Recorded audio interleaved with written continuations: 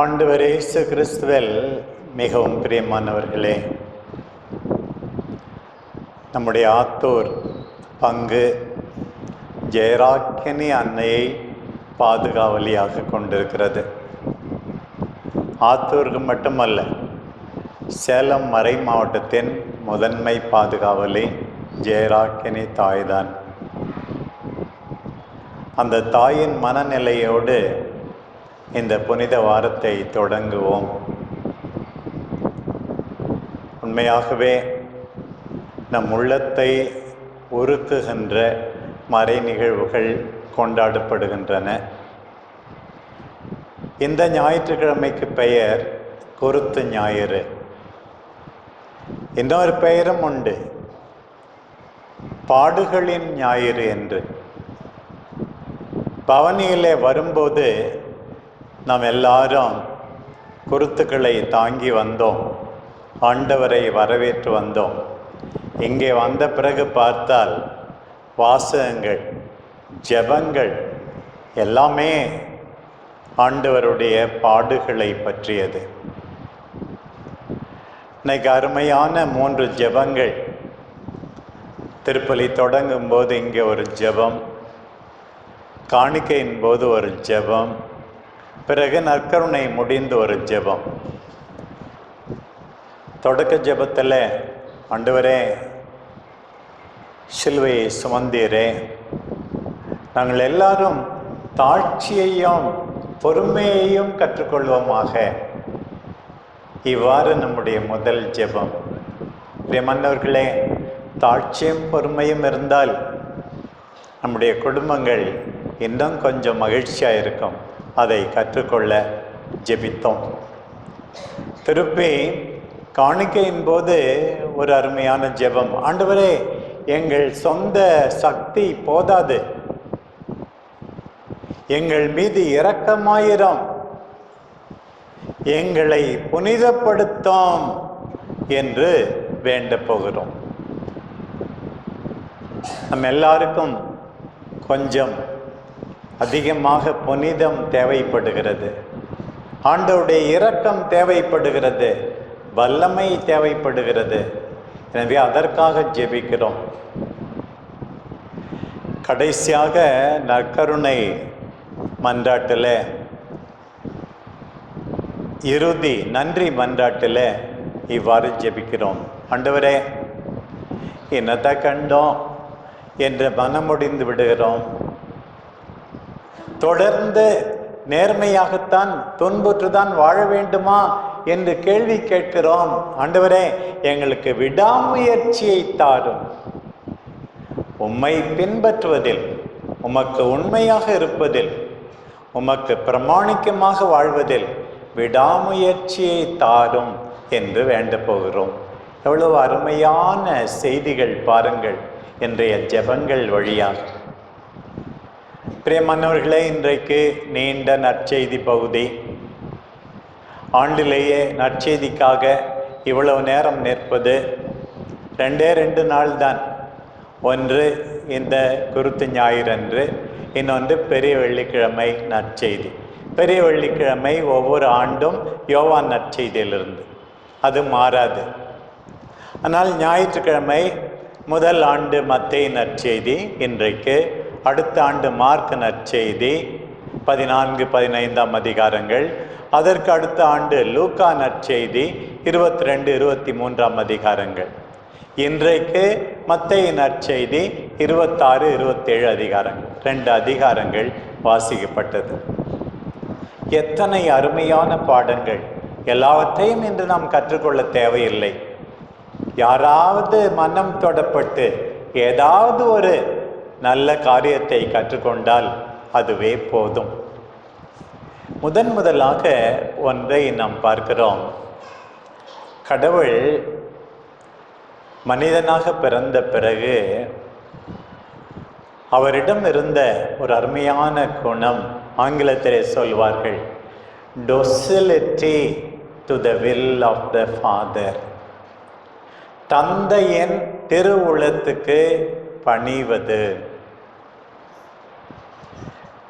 நிறைய நேரத்தில் அன்பார்ந்த மக்களே, என் இஷ்டம், நான் இதான் செய்வேன். வீட்டில் டிவி பார்க்கும்போது கூட சின்ன பிள்ளைங்க 2 பேர் அண்ணன் தம்பி இருந்தால் என்னுடைய சேனல் தான் போடணும், கார்ட்டூன் தான் போடணும், கிரிக்கெட் தான் போடணும், இந்த படம் தான் பார்க்கணும். எல்லாரும் அவரவர் விருப்பத்தை தேடுகிறார்கள். இன்னைக்கு பாருங்க, பல முறை தந்தையின் விருப்பத்துக்கு பணிகின்ற ஆண்டவரை இந்த மத்தேயு நற்செய்தியின் பாடுகளின் பகுதியிலே நாம் பார்க்கிறோம்.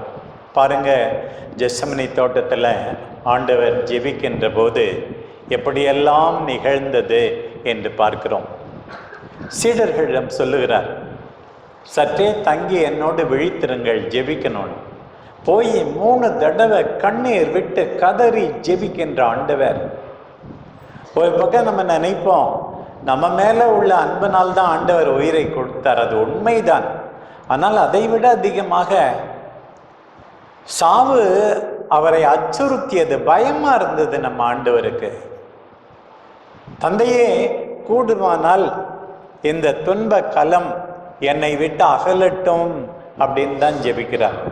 பயமா இருக்கு, சிலுவையை ஏற்க முடியாது. கடைசியா அவர் சிலுவையை ஏற்க காரணம் என்னவா? என்னுடைய விருப்பம் அல்ல, உம்முடைய விருப்பமே நிறைவேறட்டும். ஒவ்வொரு முறையும் பாருங்கள், அவரை அரெஸ்ட் பண்றாங்க. அப்ப பேதுரு வாளை எடுத்து வீசுகிறார். சரியா கூட வெட்டல, காது தான் வெட்டப்பட்டது. ஆண்டவர் என்ன சொல்லுகிறார்? வாளை உரையில் போடு, வாள் எடுப்போர் எல்லாம் வாளால் முடிவர். என் தந்தையை கேட்டிருந்தால் 12 பெரும் படைப்பிரிவுகளை அனுப்பி என்னை காக்காமலா இருந்திருப்பார். இருந்தாலும் தந்தையின் விருப்பம் நிறைவேறட்டும் அப்படின்னு சொல்லப்பார். திருப்பி திருப்பி பாருங்க, கடவுளுடைய விருப்பம், கடவுள் சித்தம். இதை சொல்ல நாம் எல்லாரும் கற்றுக்கொள்ள வேண்டும். அப்புறம் திருப்பி ஆண்டவர் சொல்றார், மறைநூல்ல எழுதியிருப்பதெல்லாம் எப்படி நிறைவேறும்? ஓ இஷ்டப்படி நீ நடந்தால் எல்லாம் தந்தையின் விருப்பம், மீண்டும் மீண்டும் தந்தையின் விருப்பம்.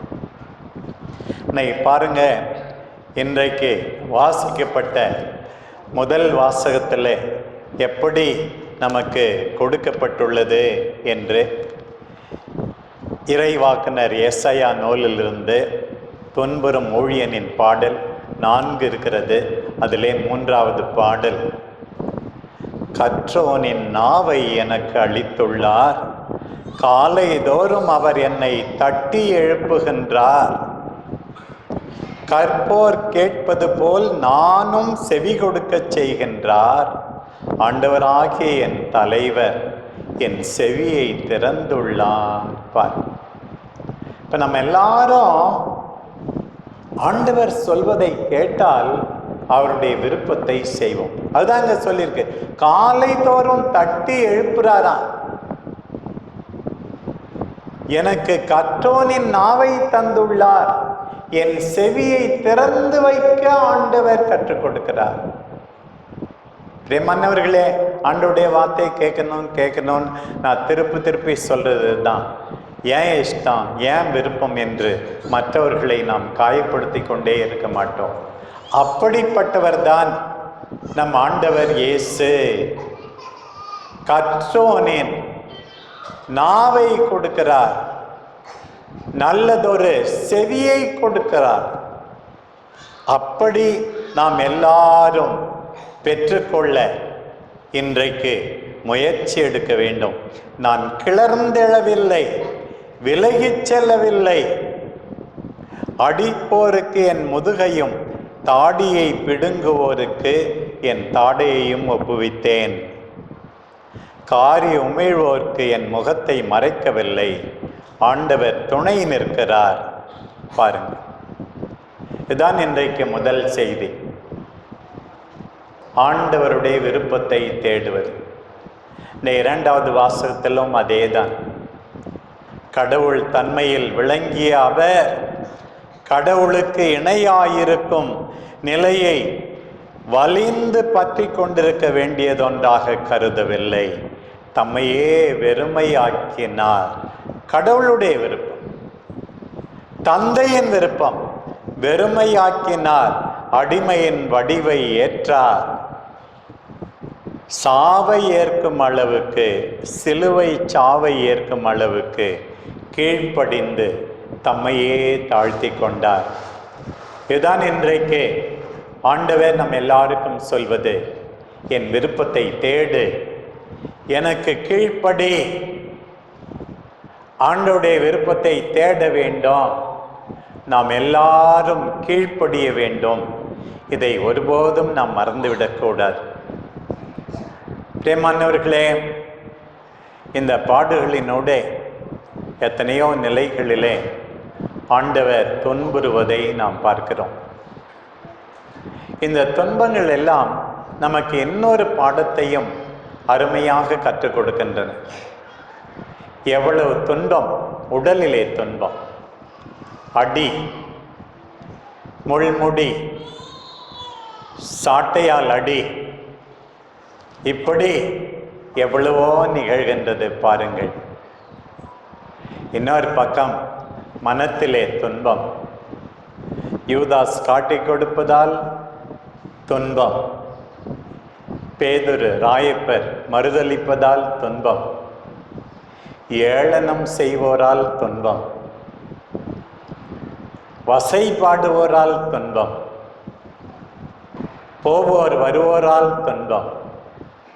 இன்னொரு பக்கம் அவர் சார்பாக யாருமே நிற்கவில்லை, ஒதுக்கப்படுவதால் துன்பம், கண்டுகொள்ளாமல் இருப்பதால் துன்பம். இன்றைக்கு ஆண்டவர் சொல்கின்ற இன்னொரு பாடம், துன்புறுகின்ற, வேதனையில் வாடுகின்ற அத்தனை பேரோடும் ஐ ஆம் இன் சாலிடாரிட்டி.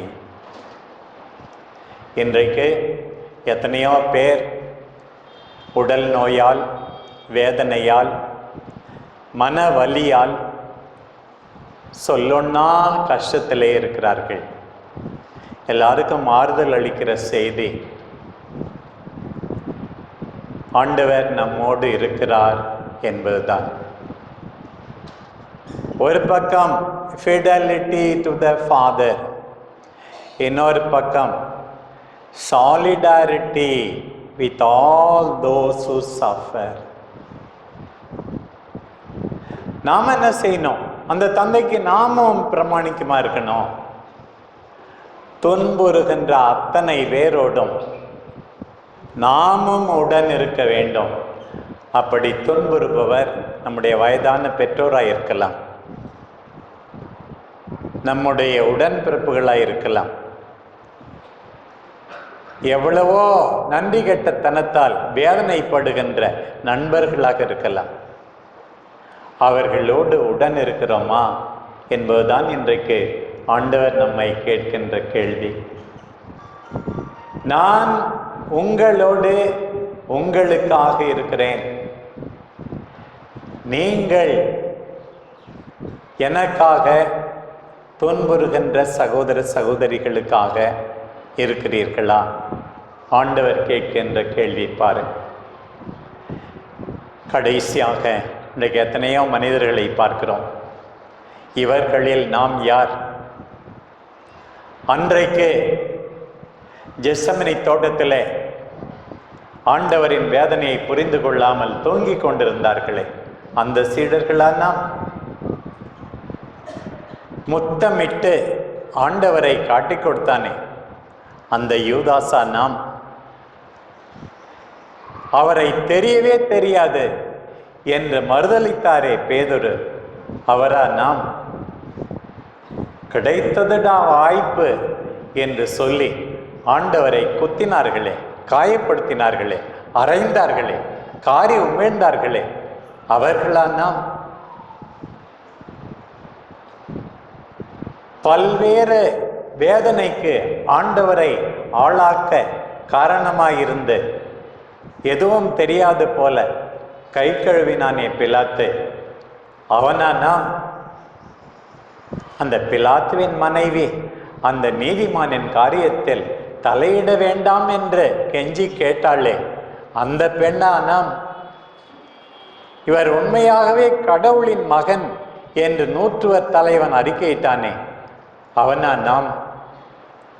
இந்த மற்ற நற்செய்திகளின்படி எருசலேம் பெண்கள் கண்ணீர் விட்டு கதறி அழுதார்களே, அவர்களா நாம்?